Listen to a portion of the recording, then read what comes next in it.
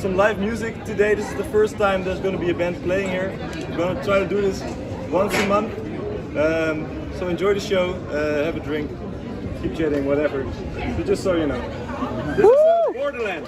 Woo! How music is to me. How important music is to you. Where I'd rather be blind than deaf.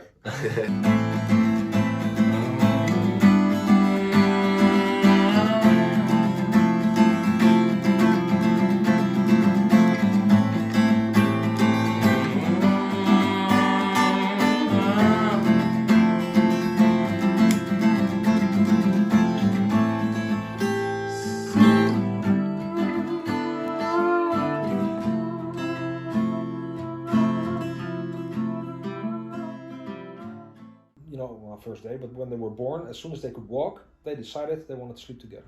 So we had 3-4 rooms in the house, they always slept together. We went to France, they always slept together. We went to Sri Lanka, they always slept together. Wow. Always in the same room. That's very So we provided the rooms, but Yeah. they were like, inseparable as of today. Where did you grow up? How's that? Tell me the story of your upbringing. Story of my upbringing. I was born in Holland, next to Amsterdam, Kortehoef. Don't remember much from Holland because I moved to France when I was 4 years old, and I lived there for 10 years. So my upbringing was in France, and then I lived in Sri Lanka for 4 years. My parents decided to move there. I was 2 or 3 years old, 3 years old when I went to France until my 13. And when I was 13, then I moved to Sri Lanka until I was 17, and then I moved back to Holland. Yeah, I don't know how to explain it. It's so different in so many ways. The whole idea of going to school with a backpack, shoes on, in a bus, in a proper building, with proper teachers and like other kids. I'm just talking about school. You have to just get that out. It's like flip-flops or barefoot and in a tuk-tuk. And you get there and it's like one table and like a teacher that's not really a teacher, but he just happens to be on his surfing tour and he can teach you English. No, but that's kind of how it was. I'm very grateful that this was my upbringing and this is like the way I grew up. Definitely, I think it's amazing.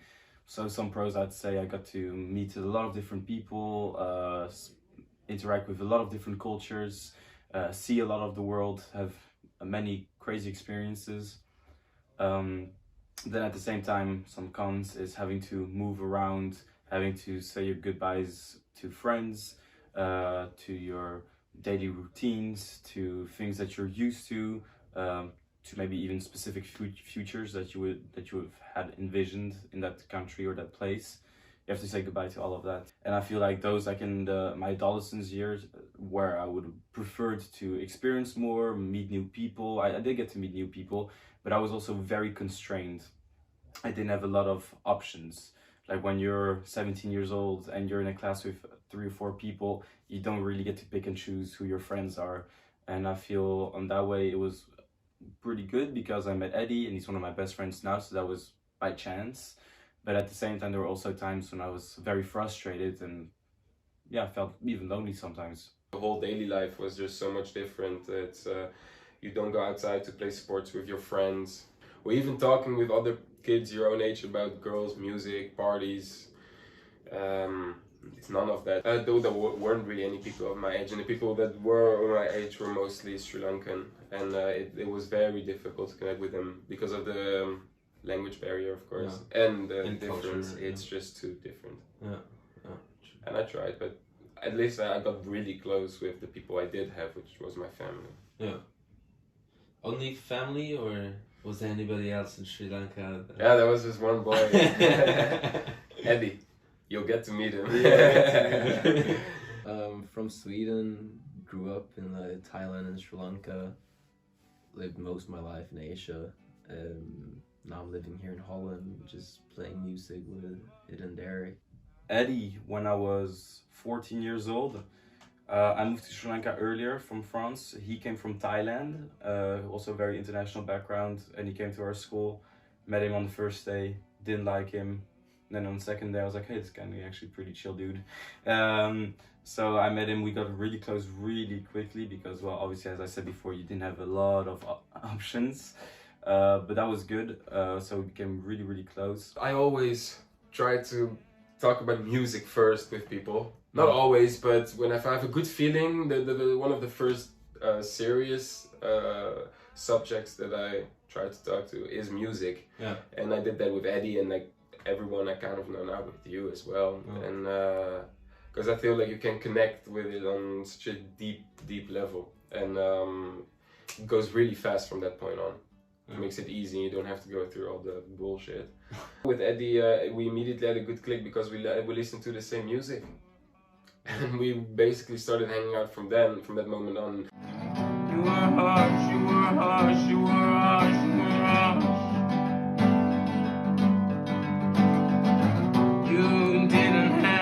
You didn't have to beat me like you did.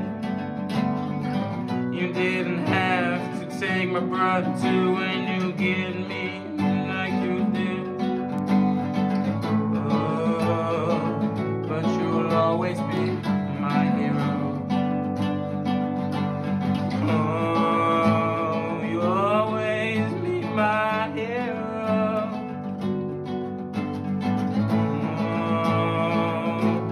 Much more than that. You were the best friend I ever had.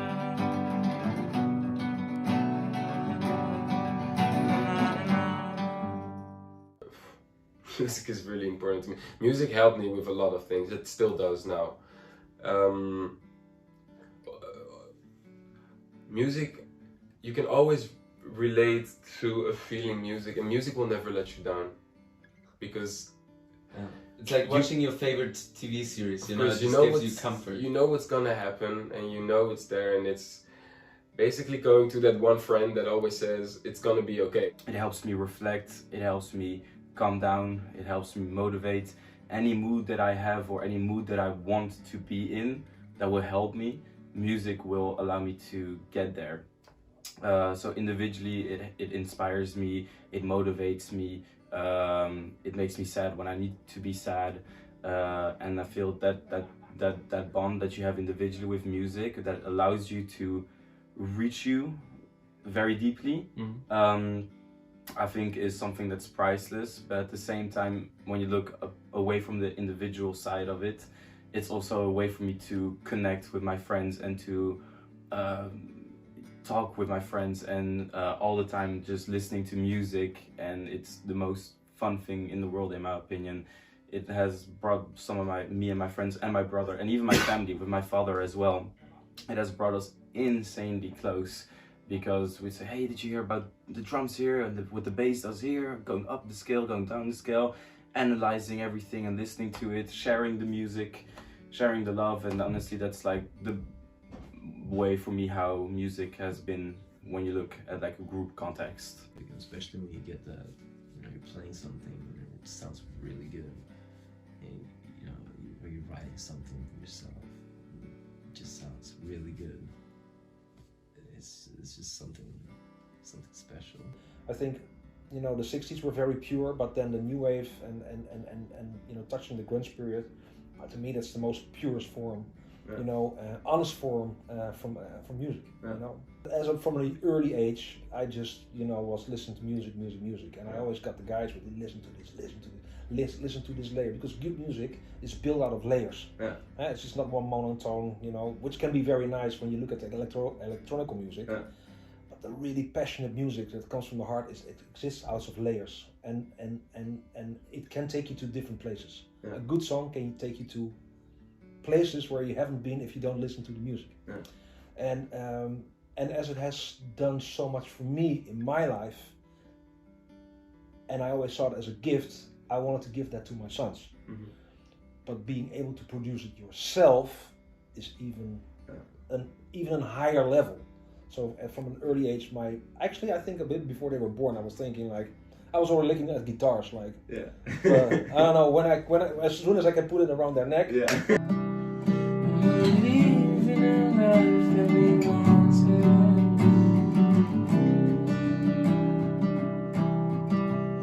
We care for the one that we now have.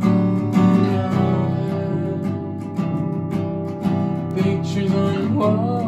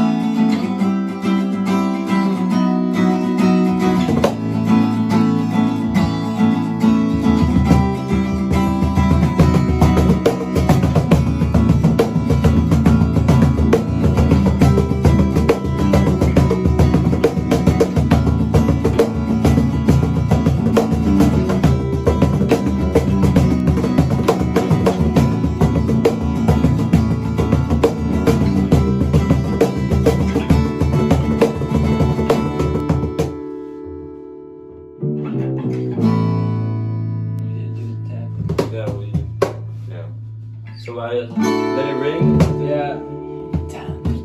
Just what you did now. No, you know when you were doing the. Yeah. Okay. So one more time. Okay, so.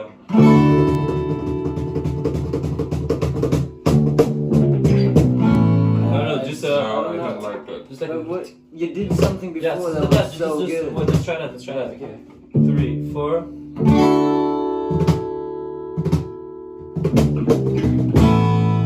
Yeah. Yeah. I like that as well. Yeah. Perfect. Yeah. So one more time. Yeah. 3, 4.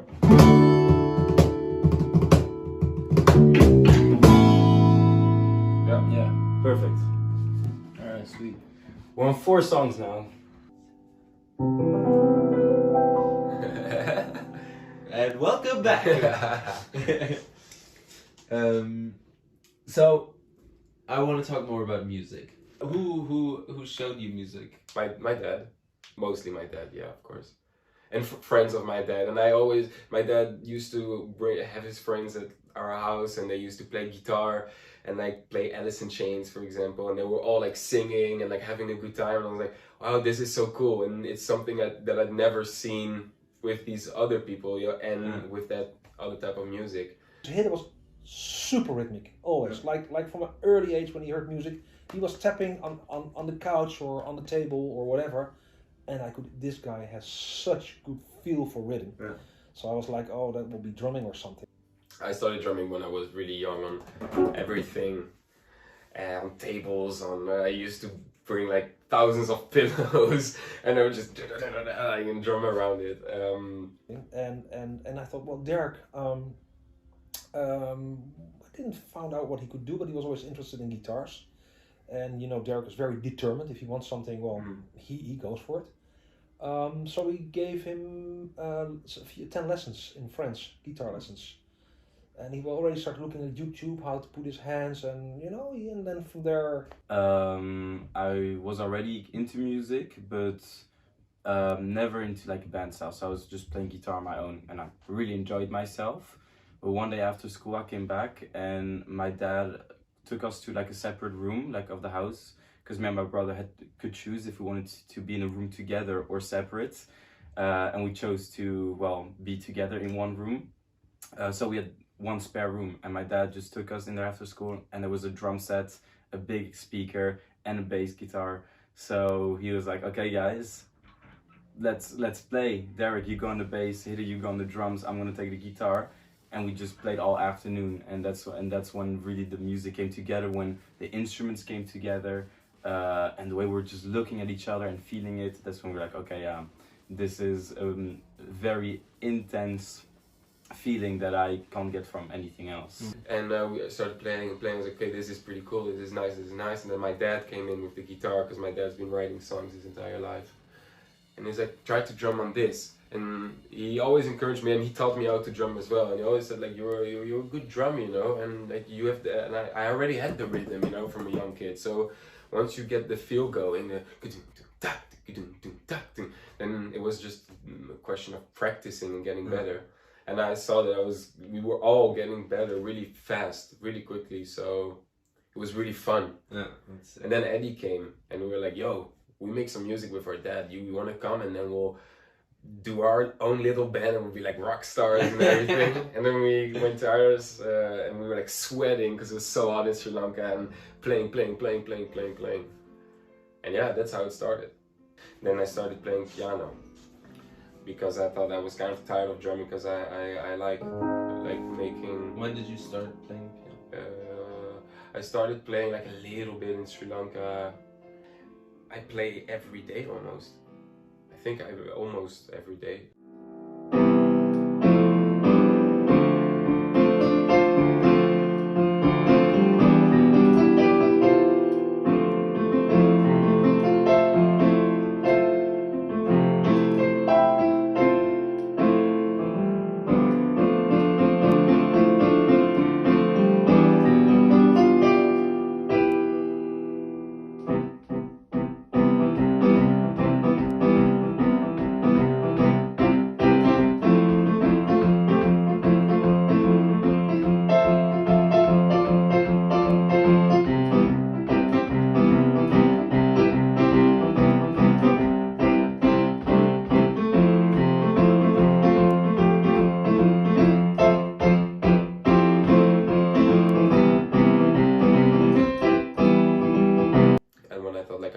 Music, and I just want to like focus on doing this, and I'll see where it goes. And I was like, yeah, but how sick would it be to actually form a band? In some sort of way, we were always like a two-man band, but we always also had that desire to have like, hey, we actually need a bassist, we actually need like a singer and a drummer, and we need maybe like a solo guitarist, like lead guitarist, you know. So like we need more. And that's where slowly we started piecing everything together. And I think also when we met you is definitely one of the times when we're like, hey, the songs that we write, or like that I write on the guitar and that I play with Hida, like, hey, this has like potential, we should work it out, and not just by playing it together, but by getting more people involved. And then Eddie, we called Eddie over, like, yeah, this is our plan, and what do you do this year in Sweden? And he just finished studying, and he was like, I have nothing to do, I'm working a lot. And he was like, well, work a bit more, save up some money, and then come with us and we'll start like a band. And we've been talking about it for a while, me and Derek, that would be like sick to move down, like, you know, play music again and start the band, that. And Derek was like, oh guys, what do we think about bringing like another guitar player into like the music we make? And I was like, yeah, that'd be fucking awesome, you know. Marcus, very funny, I recruited him. I gave him a training and we started talking about music and about different things. And then really quickly I was like, oh wait, you listen to the same music as I do, you play guitar as well, you want to be in a band. And then one night we had a French evening, we called it. So we had a lot of wine and we had 2 guitars at the office. And then me and him were just jamming until 5 a.m. in the morning at the office. Getting really, really drunk, and that's when I told him, like, hey, do you want to be in a band? He's like, yeah. It's like, okay, then you have to join. Come to practice next week. And then he came.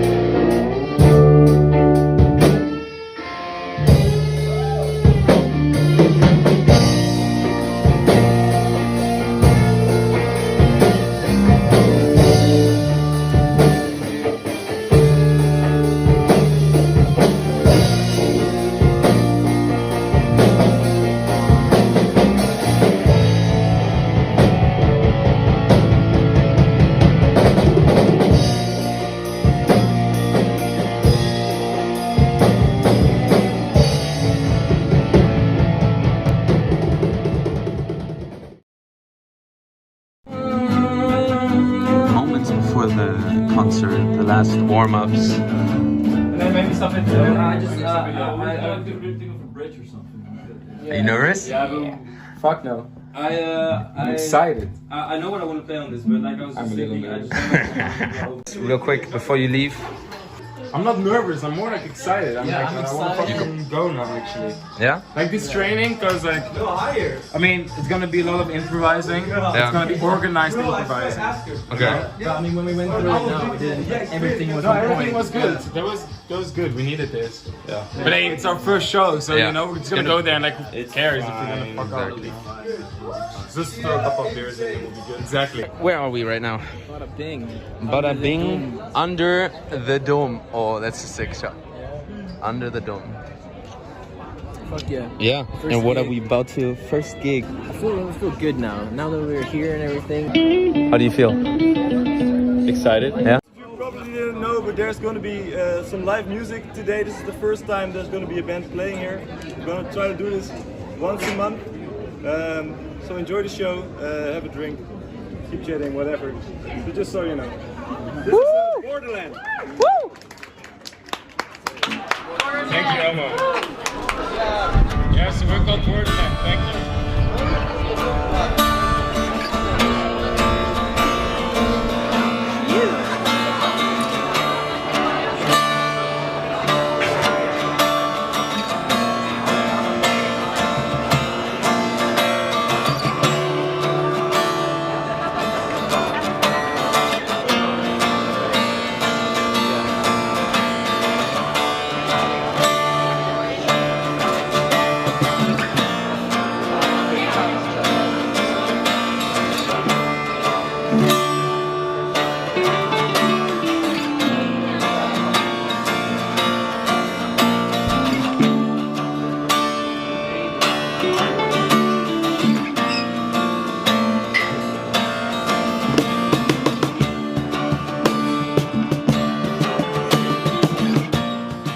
What would you say are the biggest struggles of forming a band nowadays?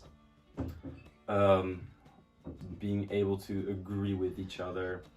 Because the thing is, as much as like I said, Marcus and I really understand each other on the guitar, and me and Hida, at the end of the day, everyone has different life experiences, different thoughts, because every person is unique. And to have all these creative differences, and especially with me and Hida, because we are very driven, and in the studio we can be two bulls with each other, you know, and be like, no, it should be like this, or this is beautiful, no, let's give it a try, you know. We're very much like that, and I think that makes it difficult for any starting band. Is you have to be like ready, and we made up this rule as well to help that. It's like, whatever idea someone has, we play it, no matter what. We play it and we try to make it work, and only after we've converted it into music, then we agree if it was a good idea or a bad idea, but not before that. So if someone says like, yo, go low here, we're like, we have to try it. And I feel like that really helps everyone get comfortable to sharing their like thoughts on a particular song. And I think that's the most important thing for like a band to start out with, like be agreeable and with each other. Marcus has his internship and his school, Derek has his work, I have my work, Eddie has his work now. And it's just so difficult to have 4 people and 5 people, you know, with the drummer there, to all meet up and like sacrifice 2 days. I mean, in the beginning, you know, we were playing and jamming, you know, it always sounds great, you know, it always sounds good. And then getting it down, you know, recording it, starting to play it, playing the same thing, you know, playing it for your friends, and really starting to commit to it, that's when it, you know, it gets harder. It takes a lot more time. You know, you really gotta know that you want it.